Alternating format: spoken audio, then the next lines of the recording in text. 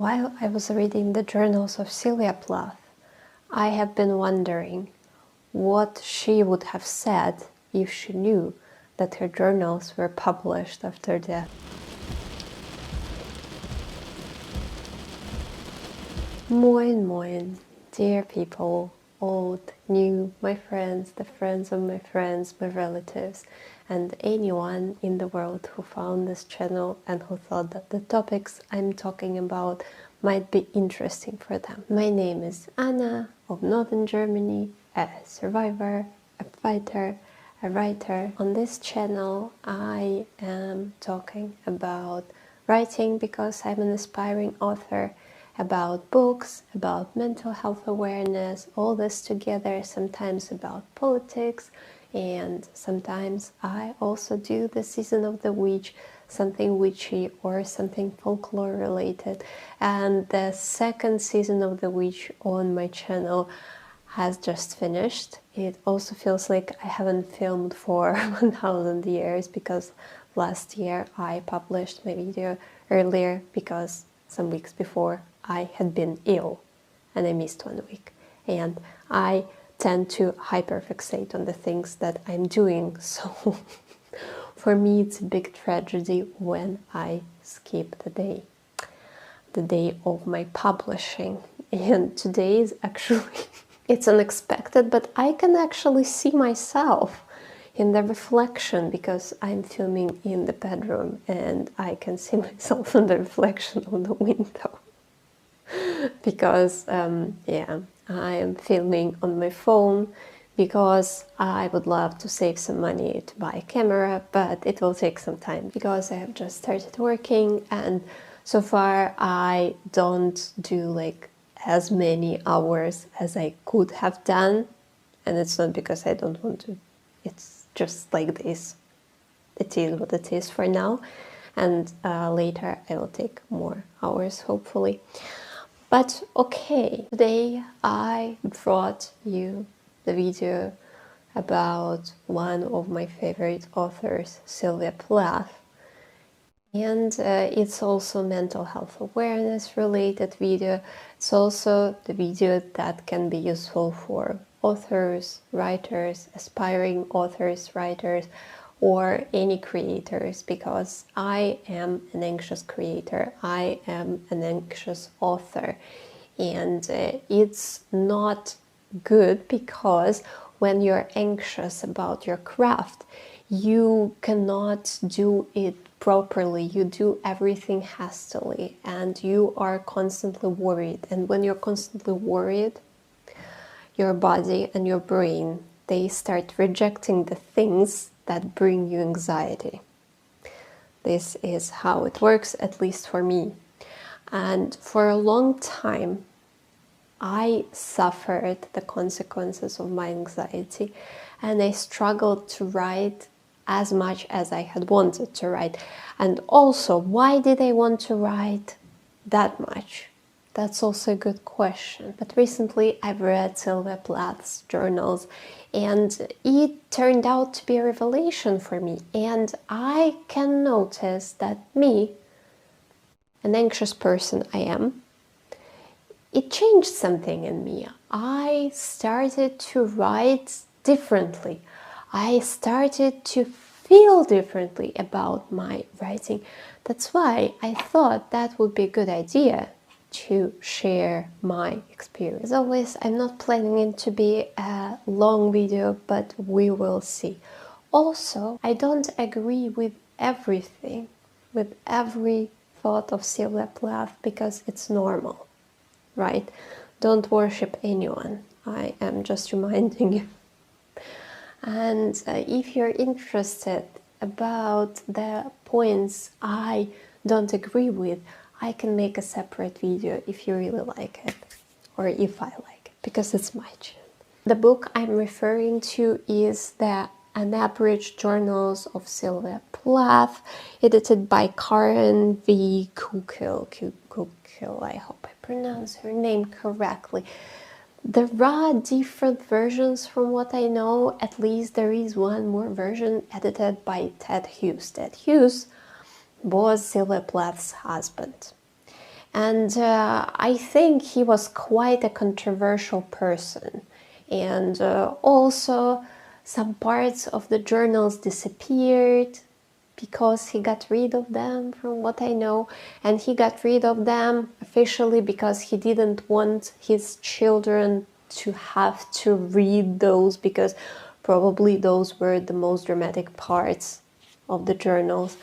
But at the same time, I'm not sure he cared for his children that much as he cared for his reputation. Because what I also read, that in some parts, in some missing journals, Sylvia Plath was referring to losing her child, having a miscarriage, because she had been beaten up by Ted Hughes. So this event preceded this miscarriage. And generally, I feel rather negative towards Ted Hughes. So I wouldn't recommend reading the journals from his editorship, but you're free to do that if you really want to.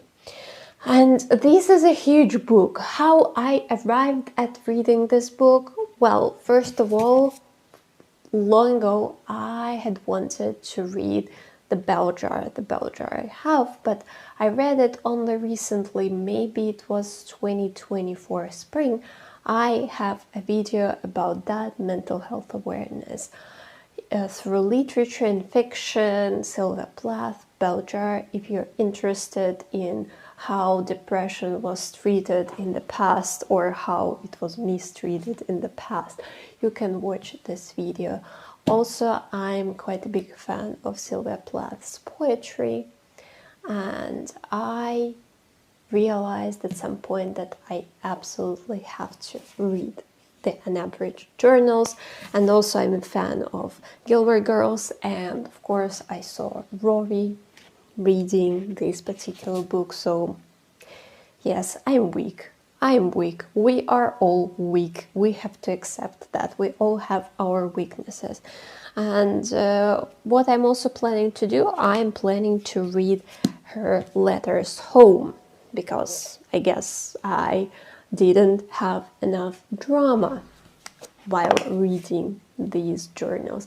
And these journals, if you suffer from depression and other conditions, mental conditions, well, it should be a trigger warning for you, because some points, because she was ill, from what I know, her depression was bipolar and she was bipolar. And if you're interested what it was, what it is, you can Google it. Being bipolar is very unpleasant and very dangerous. And from what I know, also Virginia Woolf was bipolar. They both, unfortunately, ended their lives willingly. So we take this into consideration when we talk about this book. I am also, well, I cannot say I'm mentally unstable, but I also have my bad days, and fortunately I am in a remission from long ago, actually, and I'm very happy about that. And it's an immense work to maintain my state, because yeah, my nervous system is a bit, I don't know how to call it, but I don't have the strongest nervous system, unfortunately. So to maintain it, I need to do a lot of work. Sylvia Plath was an author, a poet, and also she was the queen of journaling. Never will I be able to journal as regularly and as frequently as she did. That was her sketchbook, also a sketchbook, but in writing. And you can see while reading that she also exercised her writing, and she wrote her thoughts, hoping that those are the materials that she could possibly use in the future. And this is what also what she did, I think, generally, because her solo novel, The Bell Jar, is based on her experience. Those are the reasons why reading the journals, if you are a person who's interested in writing, or if you're a journalist, or if you're an aspiring author, or whatever, or you're just interested in biographies, maybe. That's why the unabridged journals, this book, is highly recommended.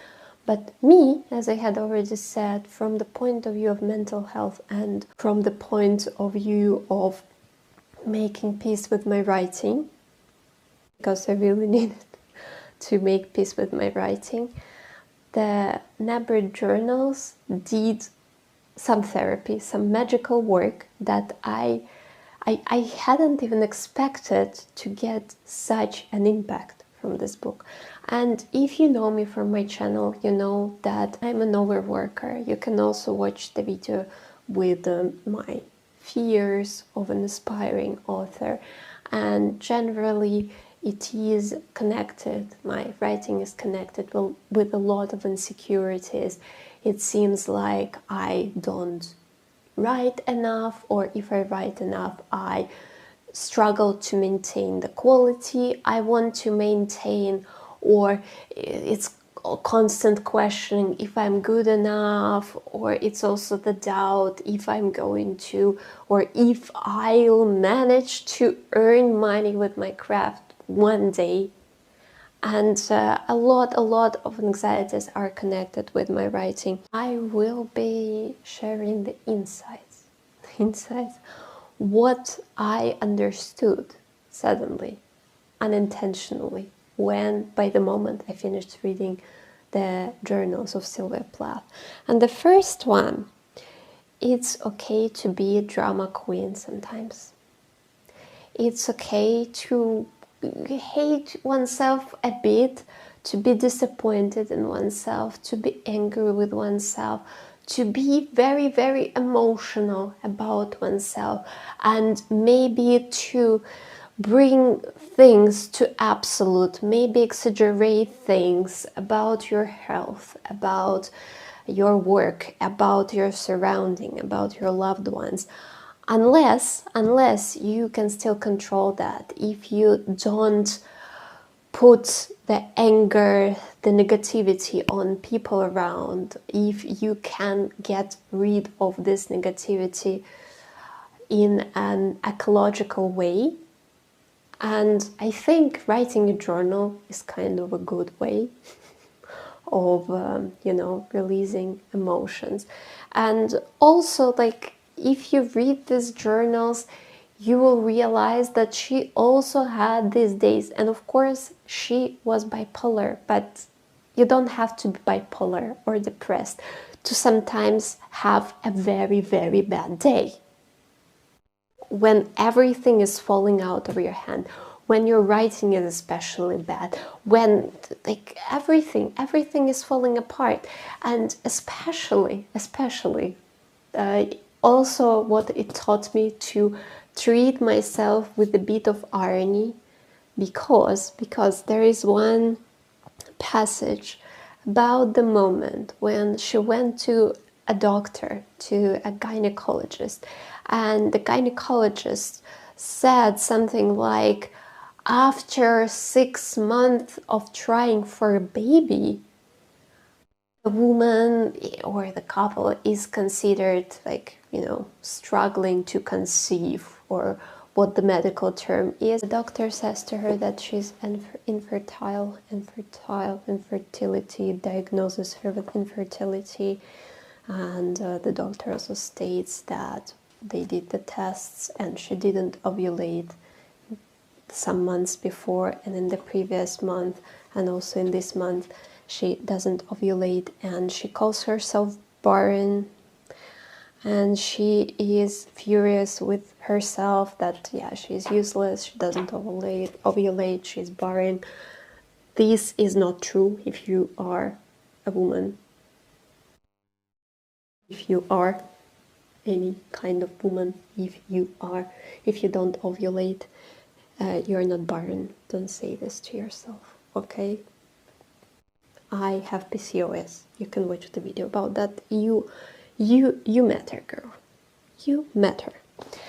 But the thing is, she was going very dramatic, and basically the next page, page 501, she's already pregnant, and she didn't write anything for a couple of months, and it's September, and she's already pregnant, and she was probably even pregnant when this was going on, when she was being tested. So yeah, it's okay to have a bad day, but treat yourself with a necessary amount of iron. What I also realized, or what the journals of Sylvia Plath helped me to accept, is that not every day is a writing day. And you might have slopes and very long periods of no writing, but also of no reading or of something else, because maybe something is going on. Maybe you're in a freeze mode. Maybe nothing is going on, but you have overworked, you are burned out. Maybe you just need a break right now, and in a day or in a couple of days you are back to writing and everything is great. Or maybe you, well, that's not what I would want to have, but it's also possible that you need months and even years as a break. And I remember when I was in the 11th grade, I was so stressed and so exhausted that writing was just not possible. And also during the university years, sometimes maybe you're studying a lot, maybe you're studying foreign languages, or maybe you're preparing to enter university abroad, and it's an immense amount of work. Also, what she says, Sylvia Plath, and also what I noticed, the same words, and I also noticed it from myself, and also it was something that I found in the book written by Stephen King on writing, and the video about this book is also coming. It's going to be a bit controversial, maybe, what I'm going to say, but we will see what they imply. And what I also believe, that if you are a full-time teacher who is teaching, who is writing lessons, who is teaching lessons, it's very hard to be an author at the same time. I am right now rather of an organizer. I'm doing an office work for my school for kids with special needs. But if I had to teach again, teaching sucks all the brains out. And after the intense day of teaching, and also preparing for lessons, and also solving kids' problems, that's not likely that you'll have energy left to be creative. That's why many authors, they had done work as a factory worker, or I don't know, even as a janitor or anything else. It's also tiring, but when it is physically tiring, theoretically, you'll have more energy to work with your brain. But it's not necessarily so, but definitely teaching sucks all the juices out of you. And when I talk about writing and breaks in writing, there are moments when Sylvia Plath, the queen of journals, there are chunks of time when she didn't write. And if the queen had times when she wasn't capable of writing, just letters and phrases didn't come to her mind, or maybe she just didn't have energy to take the book into her hands and start writing. I also can have such periods, and I must forgive myself, or maybe forgive is a very strong word. I must not nag myself if I don't write for, I don't know, 6 hours every day. And also sometimes, yeah, it's just not a writing day, and the ideas don't come to you, or you just feel like the words are wrong and everything is wrong. And this is the question also, it's questionable what you believe in, but I believe that if the words are not coming, maybe stop this mental assault and take a break. In the long run, it's better for you, for your mental health, for your brain, for your writing, for everything. Another thing, everybody, even the greatest, even the queens have doubts. Even the queens get rejections, and their families are worried that they will never make a living for themselves. They will never sustain themselves because they had chosen a creative path. And this is another thing that is also connected with that. Reading the journals of Sylvia Plath helped me to make peace with the fact that probably it will take a lot of time for me to earn some money with my crafts, with my creativity. And even if it will never happen, maybe it's not that bad that I have a job and I develop in some kind of a job, because like this, you also get freedom to create. Because what Sylvia Plath did, also that Hughes, her husband, did, they were always in the state, in the terror of what is going to happen tomorrow. They sent their poems, or they sent short stories to different journals, to different publications. They got loads of rejections. And this is also a way to go. This is the way to go, learning to write by writing.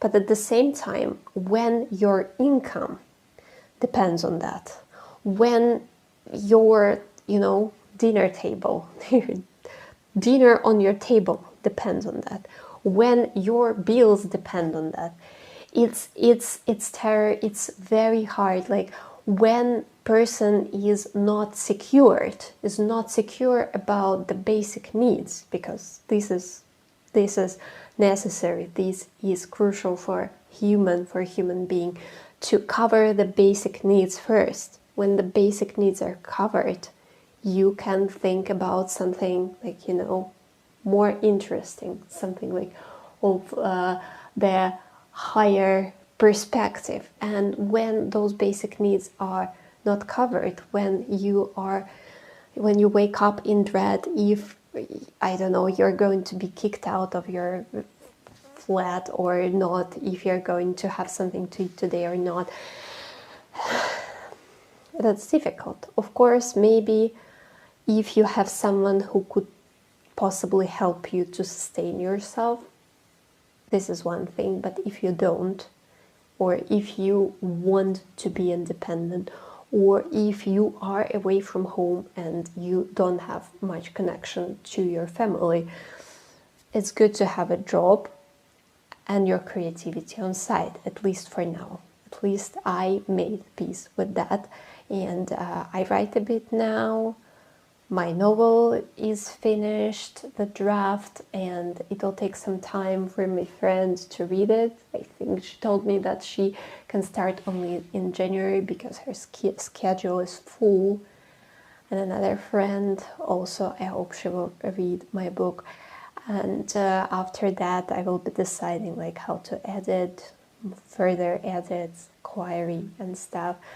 And I make videos, and I don't push myself as much as I had pushed myself. And I'm very happy about that. And Sylvia Plath helped a lot. Another thing that I learned from Sylvia Plath that gave me a bit of stress also, because now when I want to journal, I also think about practicing my writing, and it's not always good. But at the same time, when I have this energy to journal, I might create really beautiful pieces that I also might use in my literary pieces in the future.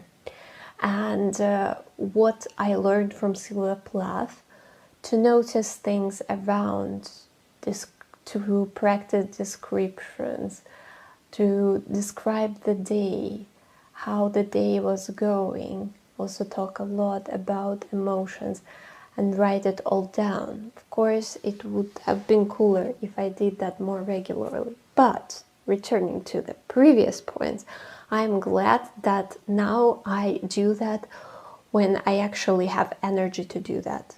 So I don't force myself, because when I force myself, usually I create something. But again, next time when I want to force myself again, it's already difficult because my nervous system starts protecting itself. So I am still trying to reach this balance. And also, another thing I agree with is that an author has to live, has to gather experiences that the author who doesn't live and also writes and sits at the table and just imagines something and learns everything about life artificially. Probably an author like this can eventually bury their talent very, very deep, because they don't live. And if they don't live, they don't write good texts. Okay, I hope it wasn't crazy long. I really tried it, and those are really, really basic thoughts that I had. As you can see, thoughts are thoughts, and the book is very thick.